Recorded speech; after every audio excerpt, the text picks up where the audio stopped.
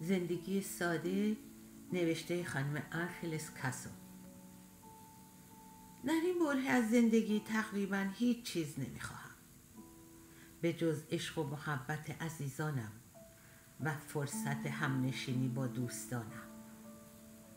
چند تا قهقهه، چند کلمه عاشقانه و لطیف پیش از رفتن به رخت خواب، یاد و خاطرات شیرین رفتگانم، چند تا درخت آن طرف پنجره و تکه آسمان که نور روز و تاریکی شب را به اتاقم بفرستد، شعرهای زیبا و موسیقی گوشنواز. برای چیزهای دیگر می توانم تکه نان بخورم و روی زمین بخوابم، اما وجدانم در آرامش باشد. همچنین می خواهم بتوانم آزادانه نظرم را بیان کنم و بهایش را هر آنچه که باشد بپردازم.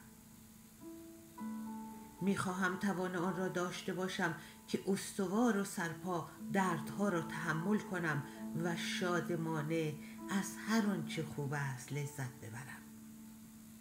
یک لحظه زیبا در روز، حس دلتنگی از دوری کسانی که شانس بودن در کنارشان را داشتم، اینکه هرگز به گذشته برنگردم. برای چیزهایی که ارزشش را دارد اشک بریزم، اما به خاطر چیزهای پوچ گله و گلایه نکنم. هرگز در هیچ شرایطی آدمی دلمرده و افسرده نباشم.